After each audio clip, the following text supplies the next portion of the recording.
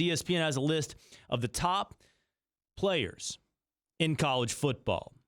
And resoundingly, at the top of that list is Clemson quarterback Trevor Lawrence. But sitting at number 2 is Alabama quarterback Tua Tagovailoa. So is it that clear? Is it that open and shut? Is Trevor the generational talent that everybody's already tanking for and the number 1 player in college football and still only a sophomore? Let's ask former Alabama quarterback and our ESPN College Football analyst, Greg McElroy, who joins me on the Shell Pennzoil Performance Line. What's up, Greg? What's going on, Will? How we doing, brother? I'm good. Is it open shut? Trevor over Tua? It's pretty dang close.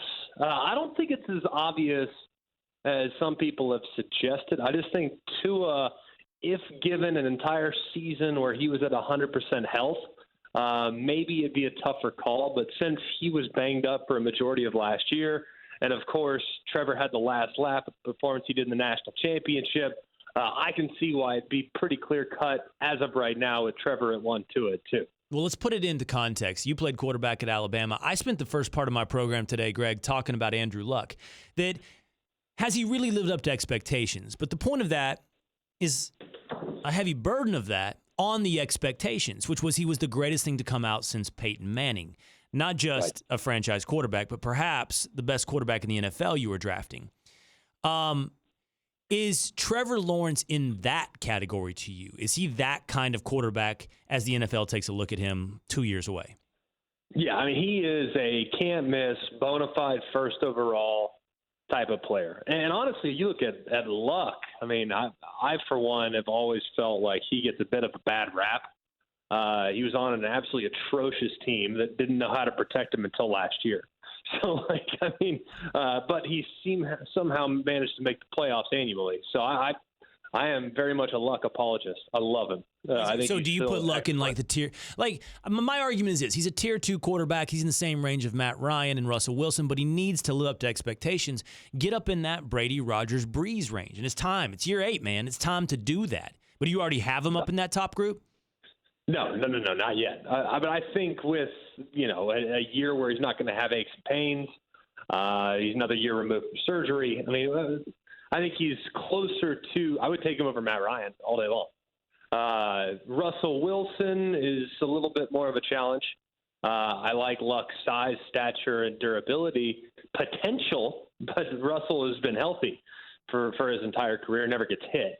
So, I mean, I think that he checks more measurable boxes than Russell, but I would probably take Russell over Andrew at this point, especially the fact, too, that he has a Super Bowl and almost had a second, if not for a goal line interception, where we're all still a little bit scratching our heads. So, I mean, I think he's probably a top 6, 7 quarterback in the league, but yeah, he's certainly not Rodgers, Breeze, Brady at this point, but he's closer to those guys than he is, and I would say to like a middle-tier guy or a Matt Ryan type who I think is top 10, but at the bottom of the top 10. ESPN College Football analyst Greg McElroy here on the Will Cain Show. So now let's talk about Tua for a minute. People are starting to make comps. He's more immediate, right? He's in a year where this could be his last year at Alabama. When you look at Tua, what kind of quarterback do you see? Like, what's his future? Is he also surefire, can't miss? Yeah, I mean, I think that he's a very talented thrower. But there's other parts of his game that are still under development. Like, well, for instance, like when he made a mistake early in a game, or if he threw a pick early, Georgia comes to mind, SEC championship game, national championship against Clemson comes to mind. When he made a mistake early, he spent the next 3.5 quarters trying to make up for that mistake. Like, I think he's still learning the process. Wait, when you say make up for that, what do you mean? Like gunslinging, like trying to find a big play to erase that one? Yes, big. Yeah, he's trying to score 21 on one throw. Right. Like he's not a guy that can. And I think Alex Smith was a guy that really explained it well. Is that he had never in his life experienced adversity until he got to the NFL, and he did not handle that well for the first 5 or 6 years.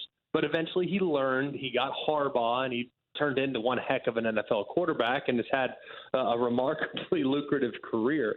But I think that's something that Tua is trying to figure out now. Like, he did not respond well to a poor start, and he was constantly trying to overcompensate for an early mistake. So that's something still in the maturity process that he's trying to grow and figure out. But as far as the talent is concerned, he's extremely talented.